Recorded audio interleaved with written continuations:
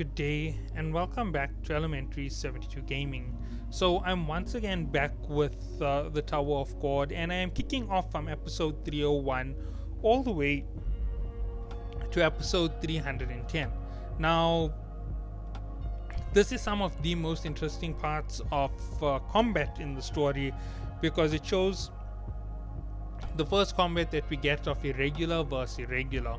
Now, this is something very important because irregulars fight in a different way from regulars, and irregular combat is definitely something crazy.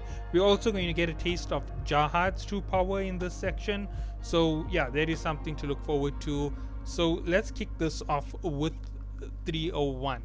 And I have to warn you, Balm is about to get really powerful in this chapter. So Balm kicks it off by releasing the thorn on his back and powering up his orb to the first level. And we see that Jahad is shocked that Balm has managed to put a Shinsu black hole's fear inside an orb because he's never seen that before. And then he says this is getting interesting. And we see Balm starts launching his power at Jahad, and then we see Khun Adwan looking at it, and he's like, and we see that Khun Adwan actually says that this is a remarkable achievement to fight with his Shinsu against Jahad, because Jahad is crazy powerful, and for Balm to have reached that level is something even more intense. That growth of his may only infuriate Jahad and cause him to take the fight seriously.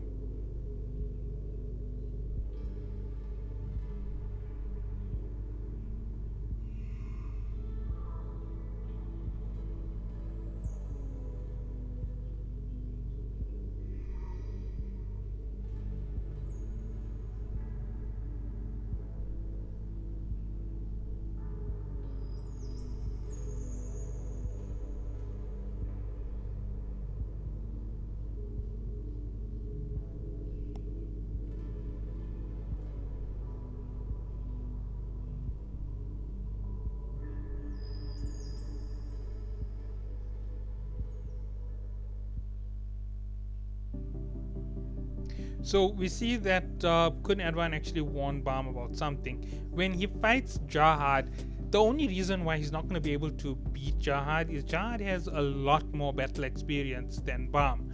Now, this is something for you to note when it comes to the whole situation. The fact that he's saying that Balm has less battle experience says that their journey to this point was a very, very long climb. So we know that it took them a long time to reach this level in the tower. When we think about Yurik Mizuno against Balm, we don't see it in the same way. We know Yurik is the fastest to ever climb the tower, and it's quite possible that Yurik was already fully trained before he entered the tower, so he's already at the level of training needed to become a regular. Then he comes into the tower with his superior training, and he gains more experience and he climbs the tower at an alarming rate. If you consider that versus Balm, Balm in 10 years has scaled almost half the tower. 10 years, half the tower. It's not such a small feat, it's actually a huge feat. And if Balm continues at this rate, he's gonna beat Yurik's 50 years. I think it's 100 years or 50 years to climb the tower, and that is where Yurik Mizuno has his feat of power. Balm might be a lot younger and a lot more powerful compared to the regulars of his era. He's also excelled to the point where he can fight rankers at nearly halfway through the tower, so he's definitely way more powerful than most people. He's already at high ranker level before he's reached high ranker level, and soon you're going to see how powerful he is against an irregular. So we also see that the moment Jahad bares his teeth, that means he's enjoying the fight and he's going to start taking it more seriously. And then we see Jahad releases a Shinsu control skill called Golden Bomb. And we see that Jahad starts rampaging and he fights Balm, who tries to block him.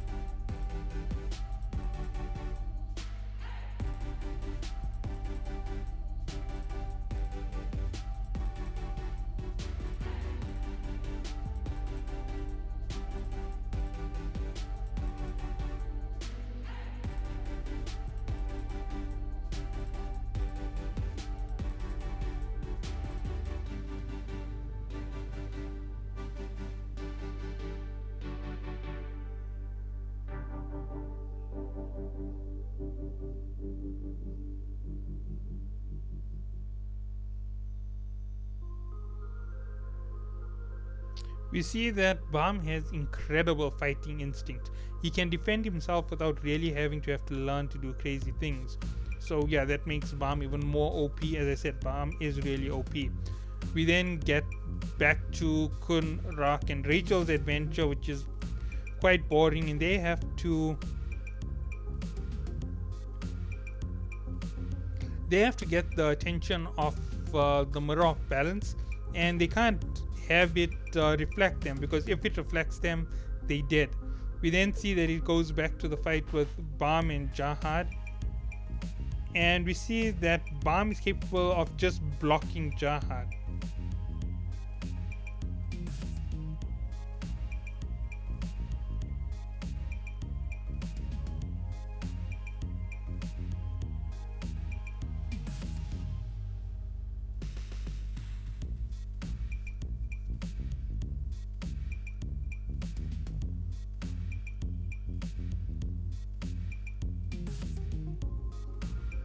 We then see Bam inside himself, and he decides to go in with his power a little bit more, and we see that he is thinking about everything that has been said to define him, and he's thinking about what Garam told him, he's thinking about what the power inside him told him, and we see that Bam realizes that the real him is whoever he wants to be. He just has to decide on it.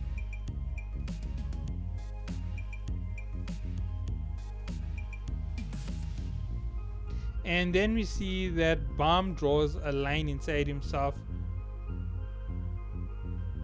And we see that he launches a Shinsu attack right at Jahad.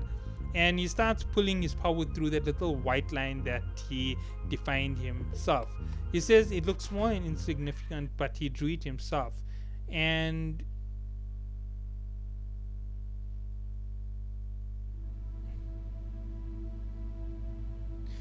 he knows that only what he leaves himself is proof of who he is. So that is how he is drawing his power.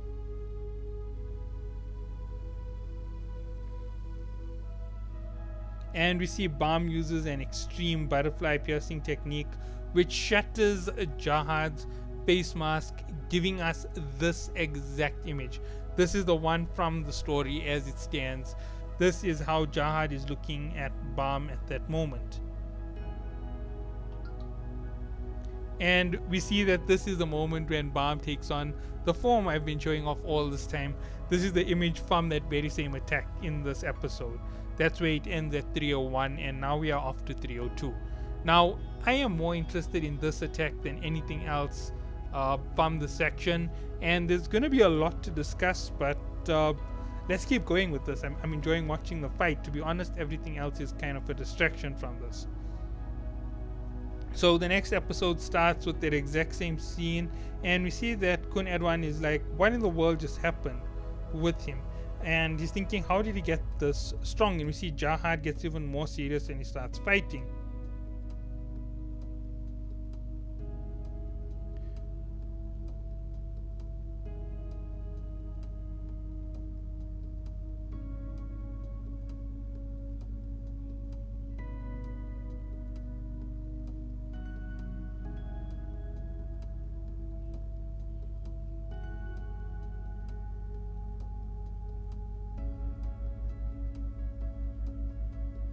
So we see that because Bam has displayed dangerously strong powers, Jahad is now pulling out the second form of his needle.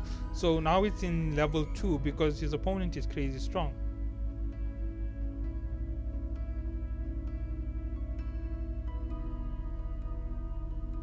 And we then see a little flashback of Kun Edwan and Han Sang-yu as they exchanging their first conversation.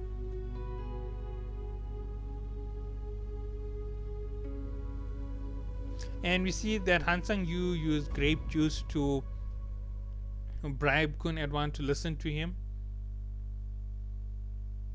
And sorry, we see that Han Sang-yu explained that someday the son of V is going to come here and defeat Jahad's daughter and liberate the hidden floor from them, so he wants Kun Edwan's help.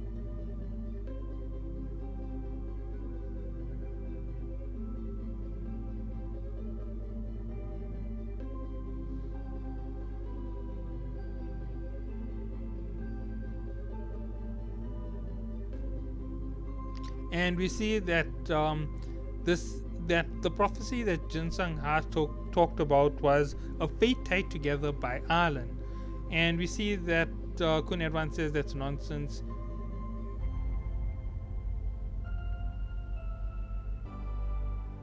And we see that he decided on a worm to believe um, Han Sang-yu at that point, and right now before his eyes, he is shocked at what he is seeing.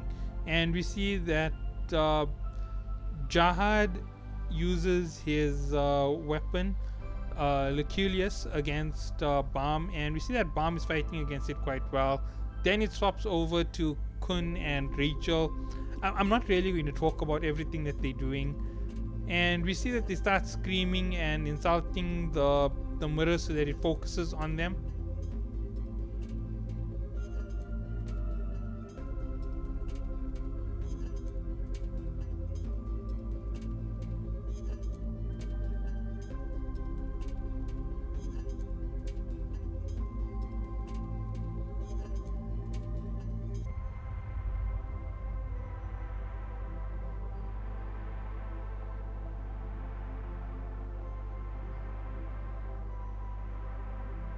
So we see that Ender Rossi's sworn enemy is what stopped her from getting involved in this part of the mission.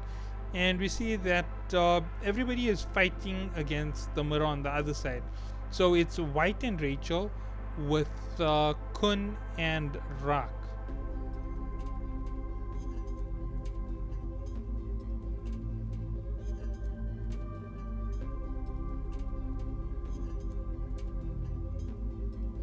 We then see that Rak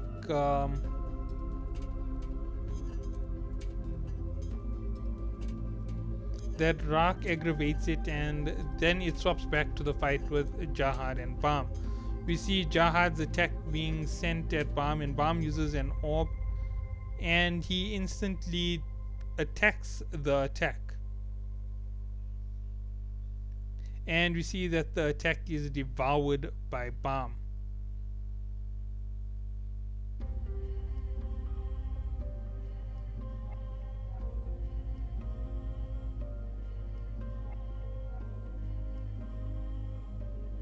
We see that Bam is actually feeling that everybody has disappeared and he has to hurry and finish this here. And he is also sensed where the cores are, and they don't seem that far away. So he decides he's going to finish this off as quick as possible. So then we see that he uses 25th Night style special skill, so 25th Bomb type special skill, Ultimate Blue Shield, and he sends Jahad flying back.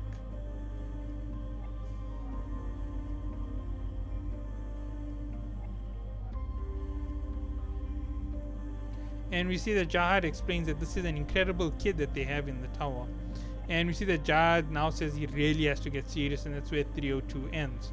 So let's get on to episode 303, and let's hope that the fighting really heats up, because we still haven't gotten anywhere, because Bam still hasn't ignited the second thorn. Actually, he hasn't even ignited a single thorn as yet, so he hasn't used transcendent skills.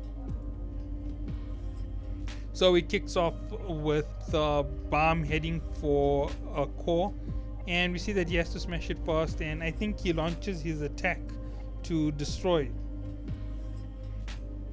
We see Jahad gets in the way, and he decides to release his sword's second form, which is Coelacanth, and as he's attacking with it, we see Bam defends against it.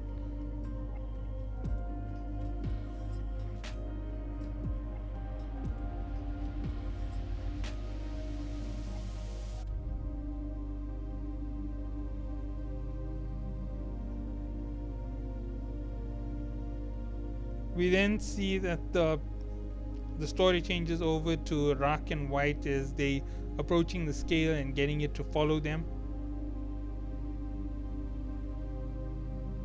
We then see that Kun freezes up the mirror to prevent it from reflecting them.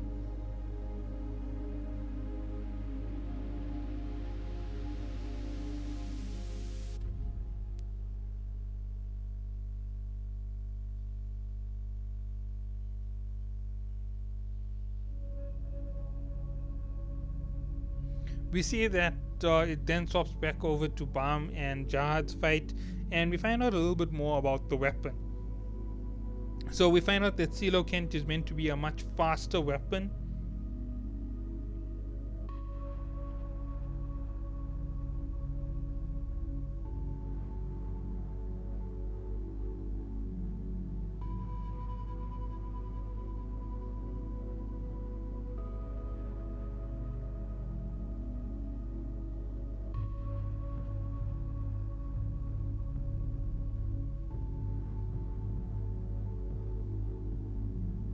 We then see that Balm changes his orb into a defense mode, and he ends up with these black wings on his side.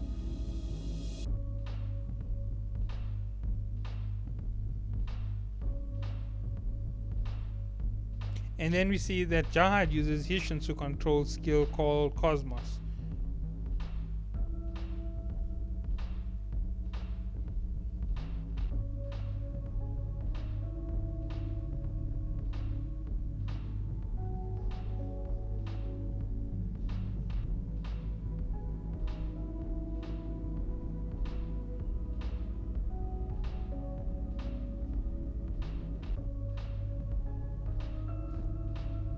So we see Jahad explains that he knows what's going on with his companions and the big breeder. So we see that Balm starts attacking, and we see that Jahad says that Balm will never surpass him on the outside. And we see that they meet up with attacks and they blast everything. We see that the mask on Jahad's face is actually pulled off with that. And then we see that someone says, "Destiny, you say," to Jahad.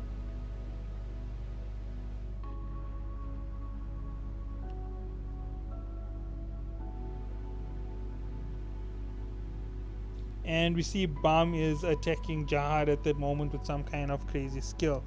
We then get back to Khun and the group as they playing around with the scale.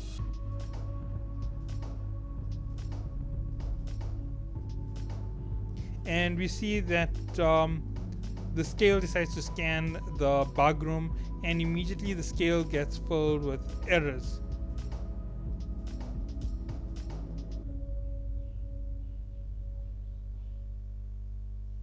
And all of a sudden we see that Khun goes into pain as they're about to escape from the mirror, as a bomb explodes within himself, as Rachel did it.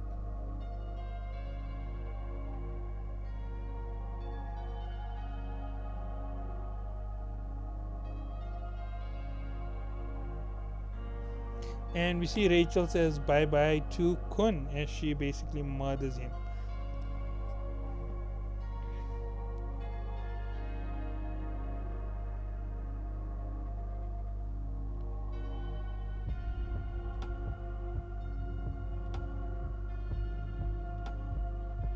So we see Balm decides to figure out what to do, and his thinking is fighting another opponent with a crazy amount of experience, and he has a crazy skill level, and he's fighting under heavy constraints.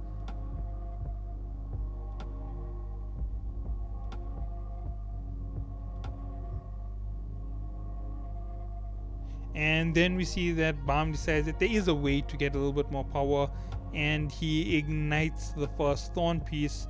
As it stabs into him, it ignites its power, and we see that Balm's power becomes even more crazy.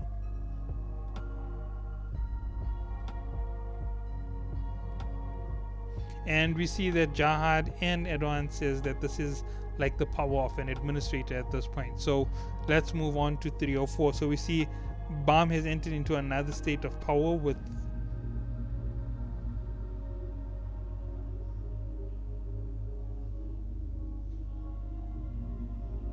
and we see that with the ignited thorn, he has now got the power of an administrator. He's controlling the Shinsu around him.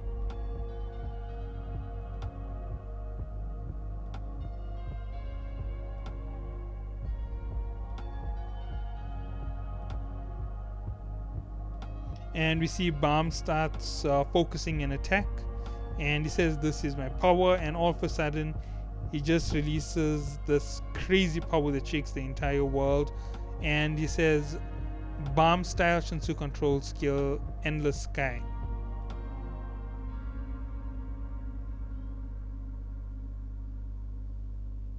And we see that Jahad loses an arm in a single hit. The attacks from Bomb in this state are crazy.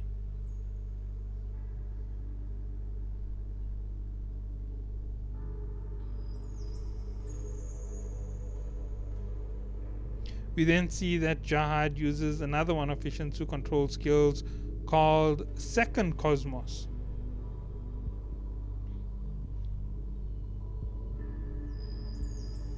And we see that Bomb deploys his rapid Shinsu cannon.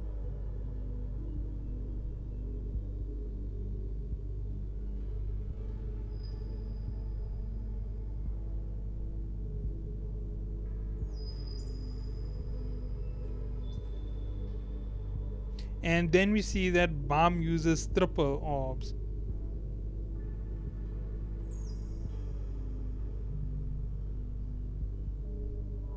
And we see that he releases his sword into its third form, Leviathan.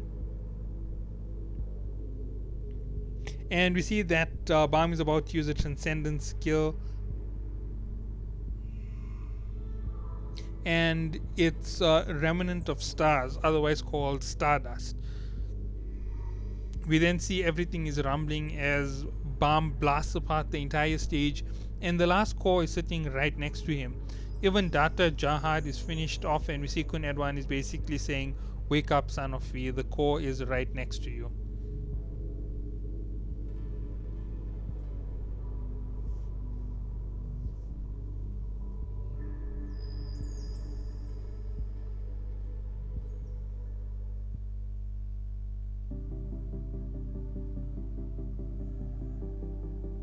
And then we see that the scale gets transported to the bug room with Yurik Mizuno, and the bug fight is about to start.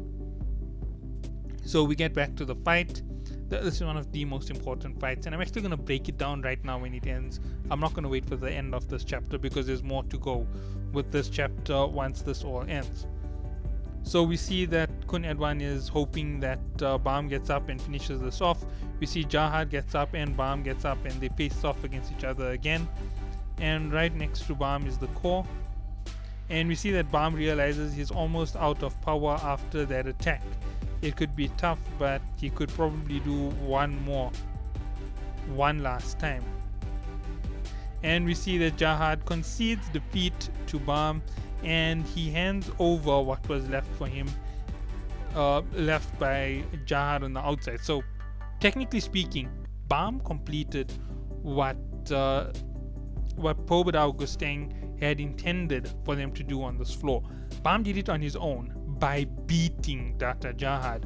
Rachel has done nothing.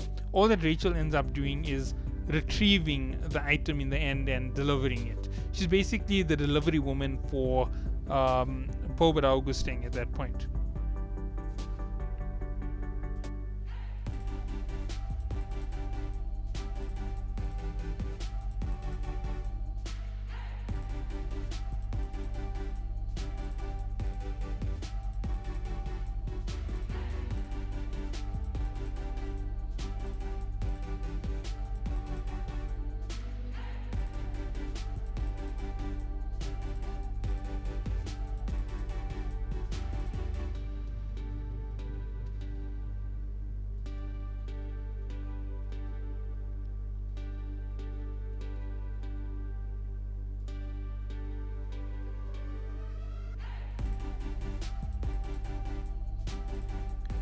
We then see Yurik Mizuno rush around and he fights the scale, and he ends up shattering the scale. Now, as I said, I'm going to explain everything that's been going on here before this episode even ends. So let's explain the whole fight between Bomb and Jahad.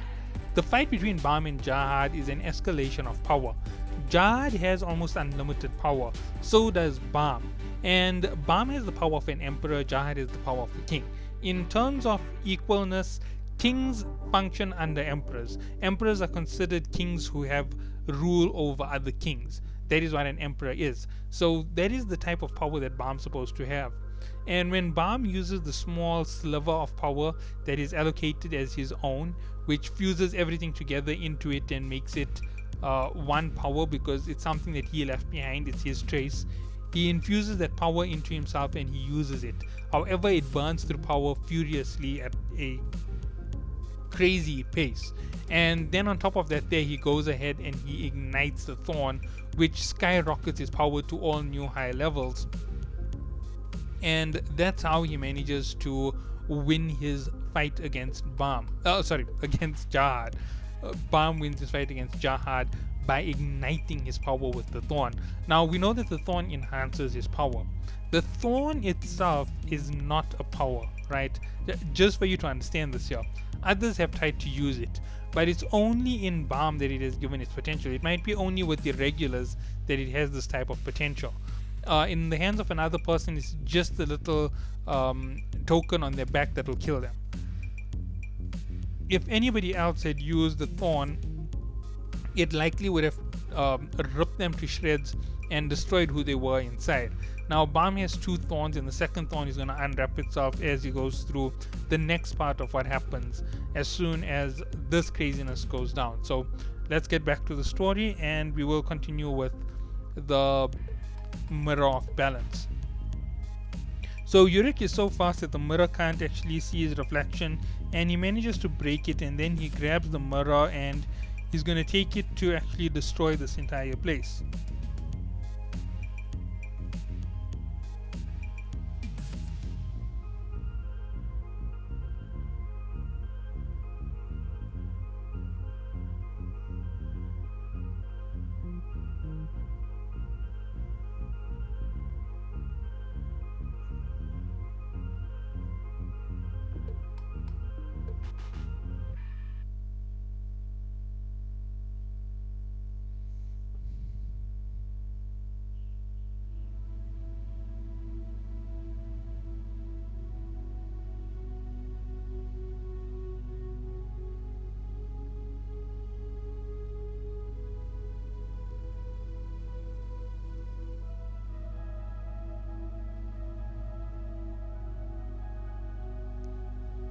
So we see that Rachel's plan is to use the data body that she has to become her real body, and she'll leave behind her original body in this place, and she'll be forgotten forever.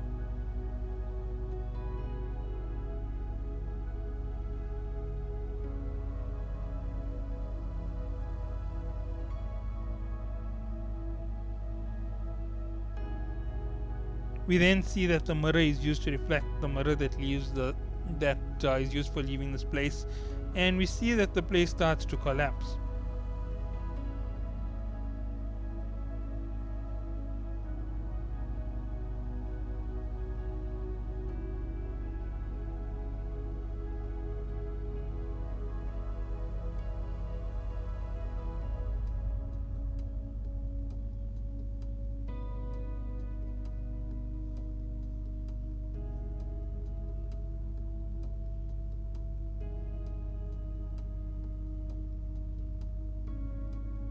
So we see the moment that the two mirrors interact, a portal opens with another mirror, and then we see that Jahad enters this place. The real Jahad, the Jahad from the outside. And this is the data of King Jahad as he stands right now.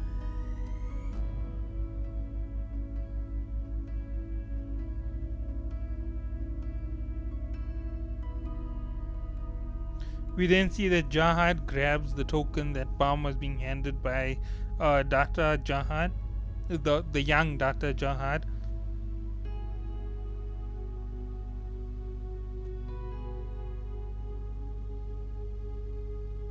And we see that Jahad confirms something which was crazy. Balm is definitely the kid that was killed in Arlen's hands, because Jahad says, "Didn't I kill you before, you with the golden eyes?" And we see that Balm is really stressed out because he just took on a crazy fight, and now he has Jahad as King Jahad in front of him. And this is going to be the next fight that he has.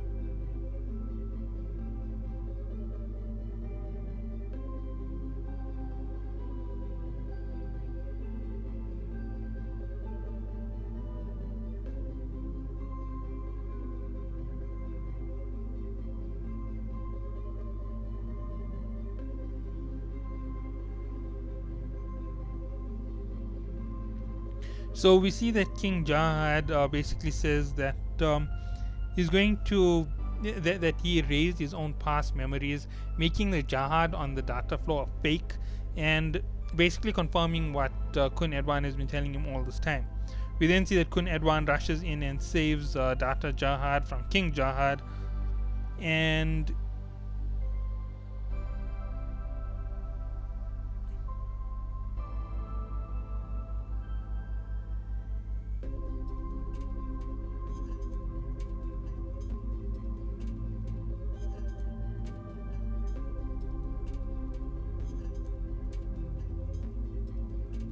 so we see that the data of Pobet Augustine gave the data of Khun Edwan a pearl to erase this place, a reset pearl. So if Khun Edwan swallows the reset pearl, he can erase the entire world.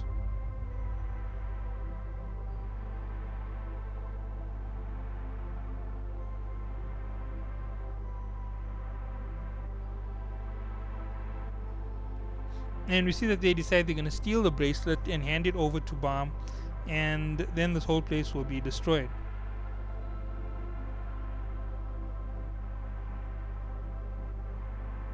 And we see that the whole idea behind what they're doing is they putting up this fight to get the bracelet away from the data of King Jahad, to give it to Bam so that he one day can fight the real Jahad on the outside and defeat him for a new adventure.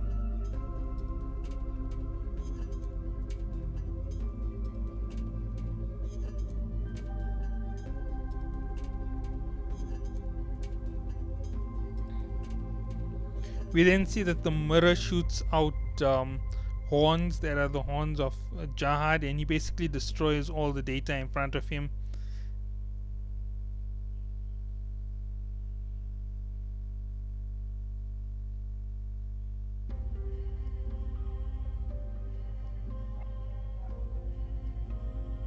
We then see that Jahad is in front of Bam.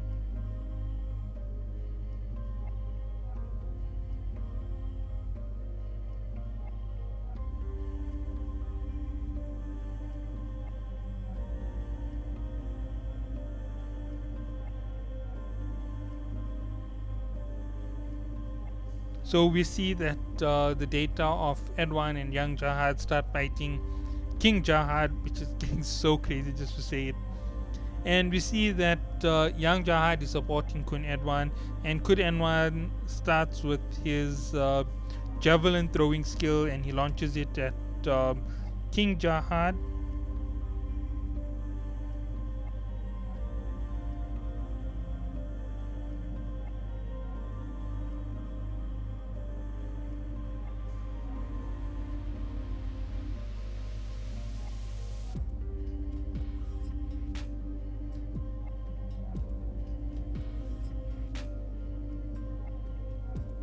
We then see that Jahad starts choking Bam, and all of a sudden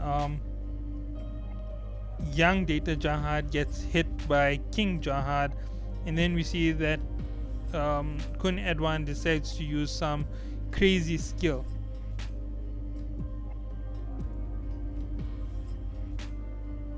We then see that the second thorn starts unraveling, and it starts to try to use its power to get Bam out of here, because it has the ability of teleportation or spatial control. So we get to episode 307 after this here, where the second thorn starts to unravel.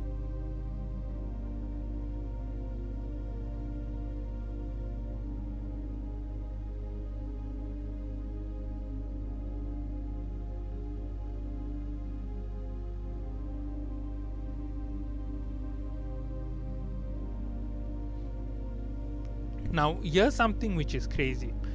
Jahad, King Jahad says the power of that second thorn is really the power that would be desirable by a god, which says just how crazy powerful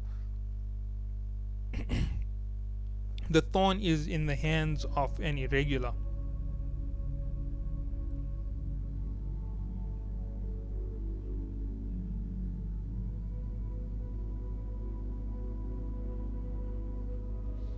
We then see that Khun Edwan decides to swallow the format pearl, and we see that Data Jahad and Khun Edwan decide to start off their fight.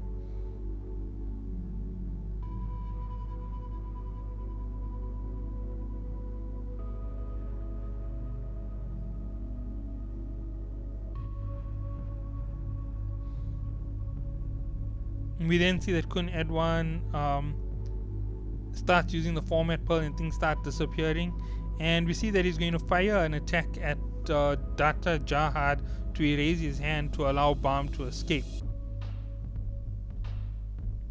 At this point we see that Rachel and Icarus sorry, not Rachel, Rachel and Yuraha are escaping, and as they're about to be attacked we see that the corrupted data of Yurik Mazino decides to destroy the attack coming from Jahad.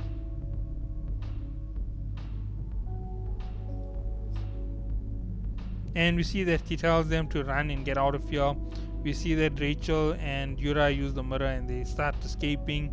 We see that a light starts glowing in front of Wagner, who looks exactly like Jahad, just by the way. We see that he's handed that little King of the Sea, the little dagger.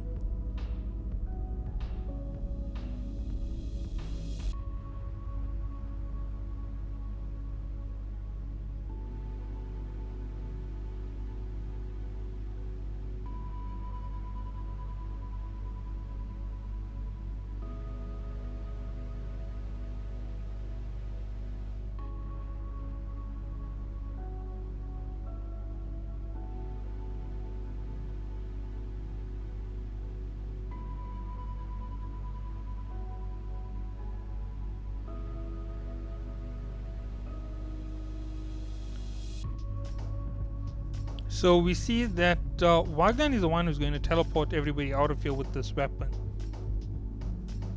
And we see that Wagner has to kill just one person.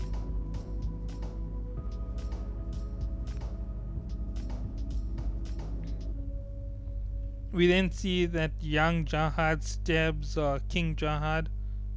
And we see that King Jahad says, "Why are you helping that boy?"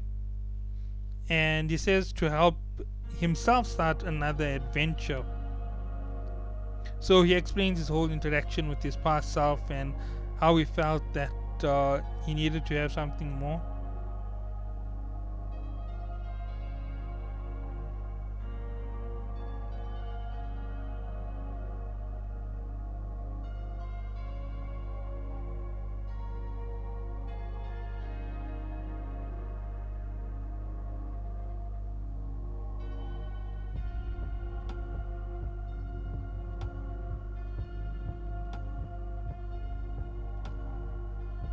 We then see that it ends up back in the train with Yuri vs Karaka, and that is where episode 307 ends. We then getting on to episode 308. As I said, there's a lot to explain when this year kicks off in the next round. We see that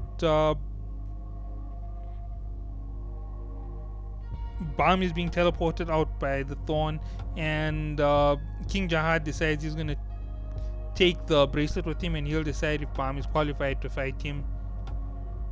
And he said if he is, he's going to appear before him again someday. And as that happens, we see that everybody is teleported to the space between mirrors, and we see that there's an opening to the train and they start heading towards it.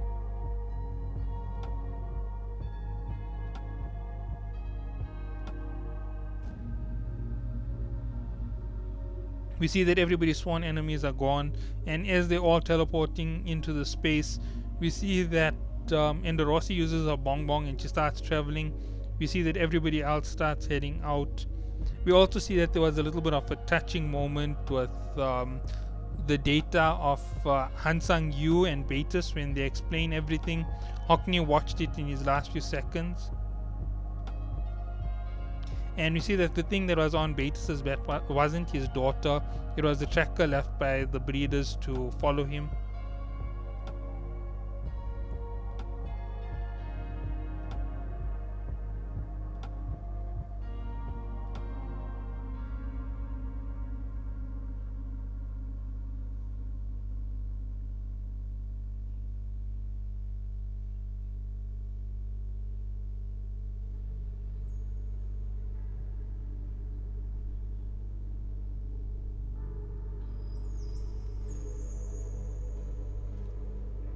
We then see everybody falls back into the train, and we see that the treasure stealing Stingray on Rachel ends up picking up an item from the floor, and it ends up stealing the bracelet from King Jahad. And we see that King Jahad says the treasure eating Stingray, and he realizes that it's Gustang. We see that the entire Data world starts to erase, even Data Jahad and Data King Jahad. Everybody is going, and you see Bam is removed from this place.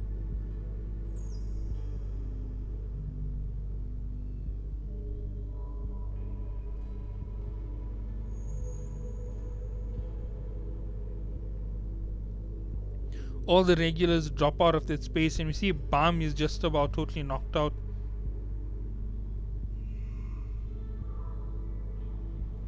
And we see that Wagner and Bam are right in front of each other. And then we see somewhere in the upper levels of the tower an altar for conveying Jahad's orders.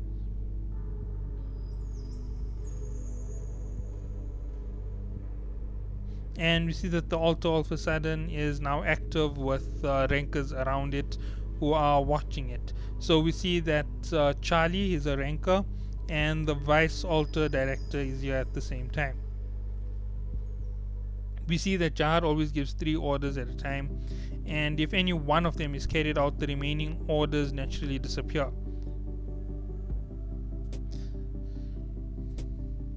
And then all of a sudden it starts to spark to life, and orders are being sent, and we see that they're shocked because it's been a long time from orders. And then we see, by order of the king, destroy or kill the following forces or people: 1. Fug. 2. Everyone currently riding the Hell train. 3. The Pobadao family. And we see that they exclaim, "This is war." That's where 308 ends. Now, as I said, there's a lot to come at the end of this chapter. So we see that the altar sends the orders to the administrative office, and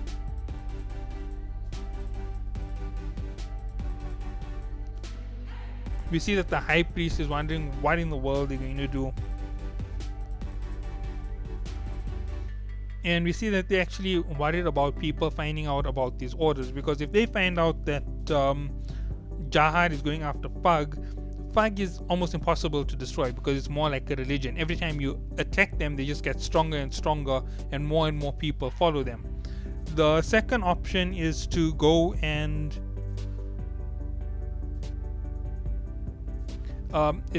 the second option is to kill everybody on the Hell train, which is just as difficult as killing Fug, because they have to violate the rules of the tower, and the administrators might get involved, and that will be a whole other story.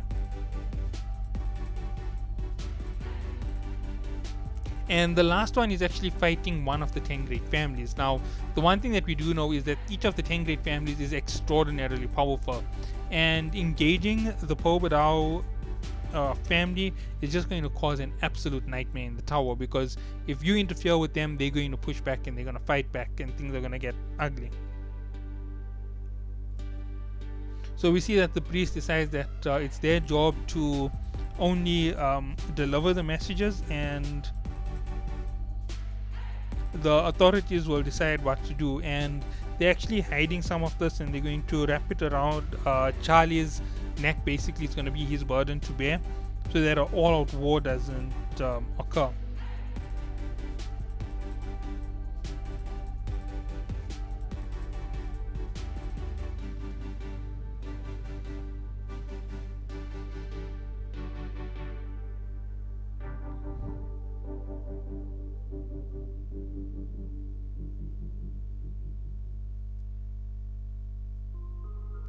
We then see that Karaka attacks Bam and he fails, and then he grabs Wagner.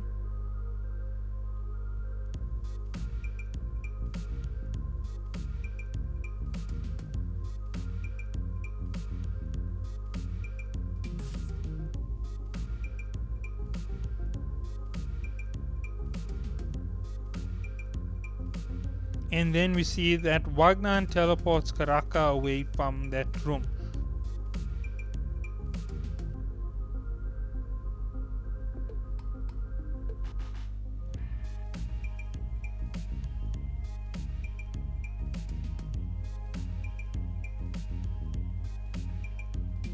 We then see Rachel and her team wondering if they escape.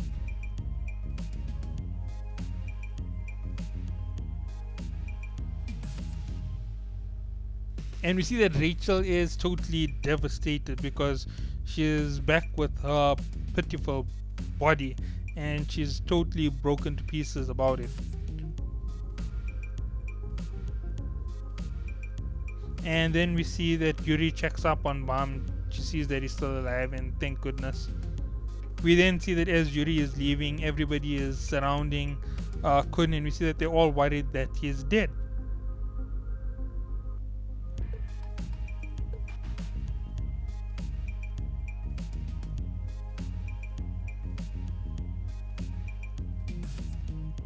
We then see that Hockney drew a picture of the data world as it was disappearing.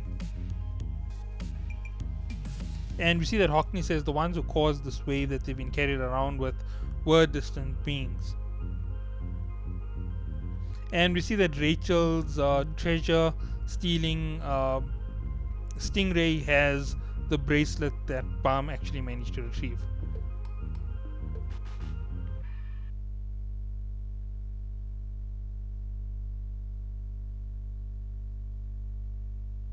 We then see that the administration office for Jahad's army is wondering what they're going to do. They have to think really carefully about how they're going to send out these options.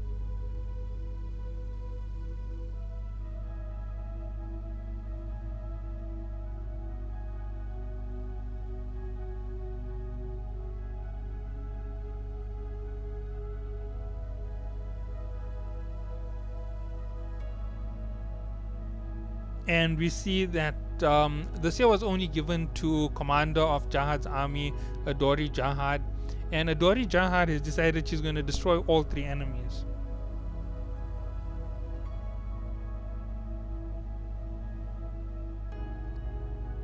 We then see that it cuts to floor 91 in the middle area where Jin Sang Ha is, and we see that Mashni has decided to surround him. And we see that her reply to Jin Sang Ha is there will be a war soon. So that is where 309 ends. Now, there's not a lot that happens in the start of that, and I'm actually saving it for 310 because more of it is actually explained here, where there's a little fight between Mashni. This is Princess Mashni Jahad with the 13-month series weapon, the yellow May, if I'm correct, and Jin Sang Ha, who is on the outside. So let's see, that's Jin Sang Ha, not Han Sang Yu. So we see that Jin Sang Ha and Mashni are having a crazy little fight, and we see that Jin Sang Ha is asking Mashni if she's declaring war, and she says yes, there will be a war soon, and we see that the entire army is facing off against Jin Sang.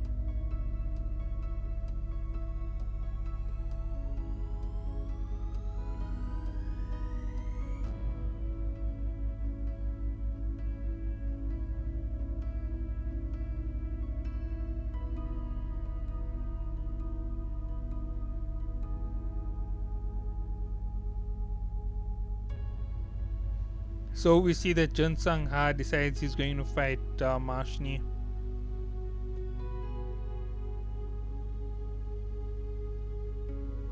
So we see that Mashni actually patronizes Jin Sang Ha because he wiped out an entire family just because of a woman he loved.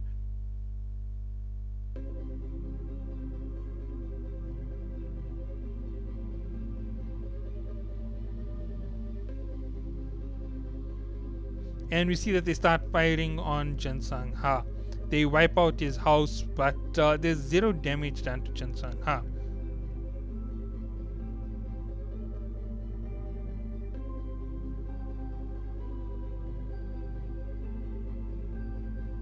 And we see that Mashni basically tells the troops, well, we just messed with the ancient beast. Now it's time for your honorable death. Now you can see that she's really delusional. She's insane.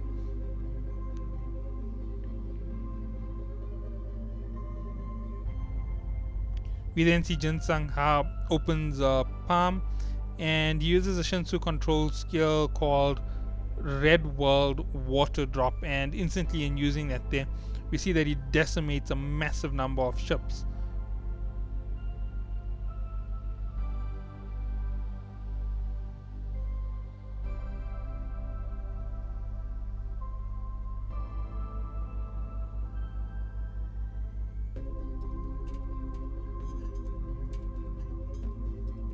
We then see that they deploy another crazy ship above Jin Sung Ha.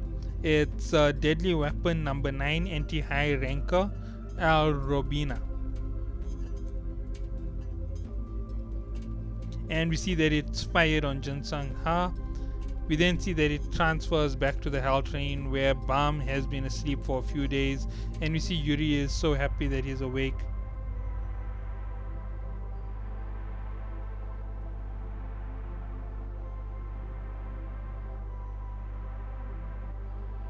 We then see that Hockney basically puts up these boards to tell them they can't talk about the hidden floor. The rules of the hidden floor is that you forget everything if you talk about it.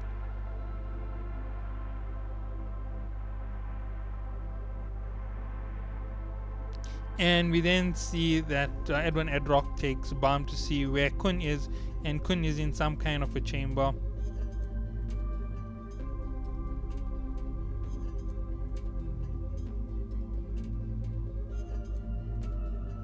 And we see that Kun is on the brink of death and that he used his Shinsu to freeze his body to prolong that process so that he could be saved.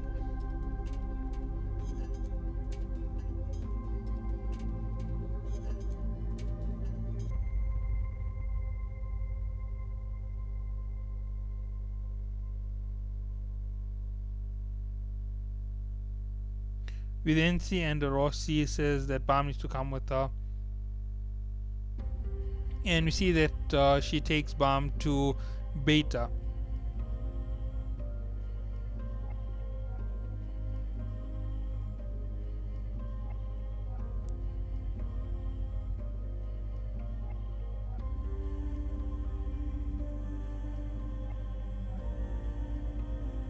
And we see that Beta basically explains that the train is in a state of anarchy.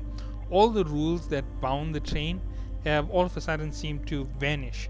So something that happened on the hidden floor went crazy, and we see that Beta shows Bam what happened. And he says that the alligator said he's going to kill that yellow freckled turtle.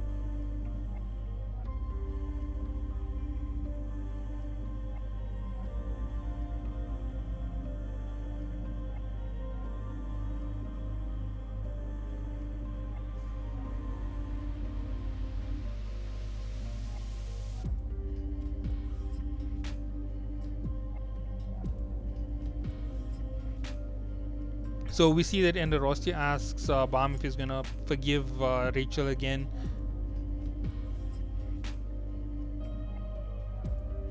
And we see that Bam says he's going to make Rachel pay for what she did to Kun. And that is where episode 310 ends. Now, this is prelude to the final station.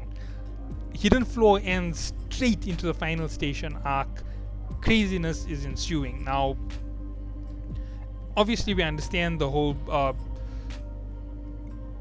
explanation for what's going on.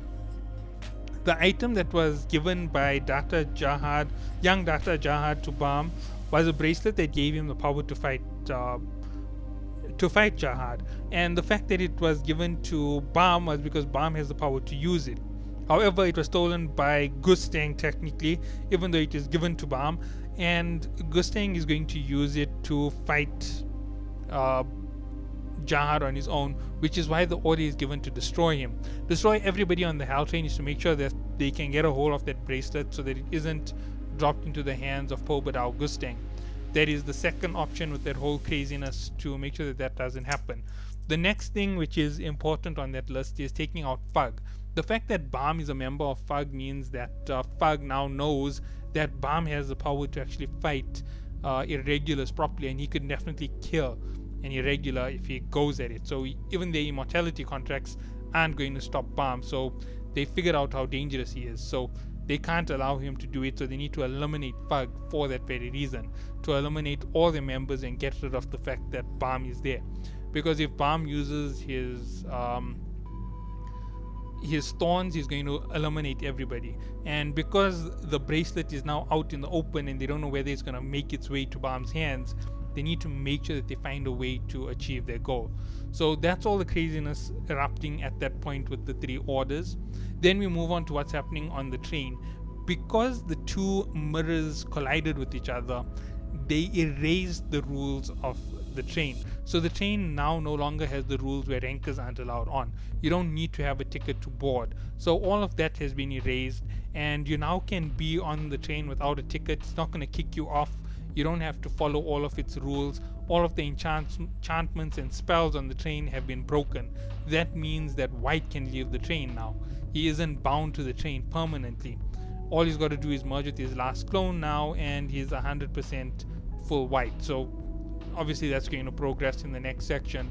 And we know that things are now getting crazy since Jahad is involved in the craziness which is going to happen at the last station.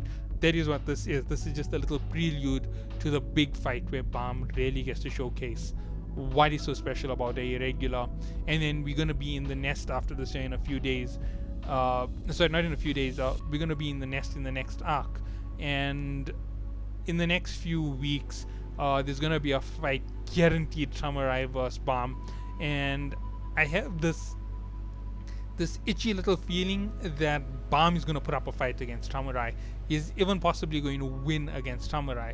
Bam is around a 75th or 76th floor climbing member of the tower that is more than halfway through the tower, and he's already at 10 great family member levels of power.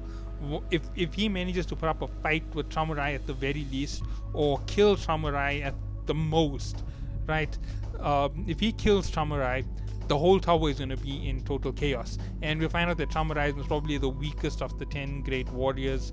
So he's knocked out the small fry at the bottom, and then we're going to see the ripple effects of what happens from this year. Bam is going to be considered a great family on his own, as dangerous as Wula Yuksong or Yurik Mazino. That is what we're going to see from that section moving forward. Now I know there is a little bit of a jumping ahead of the story and talking about things, but I hope that we all do enjoy what's about to come out. So catch you all in the next one, and have a good day.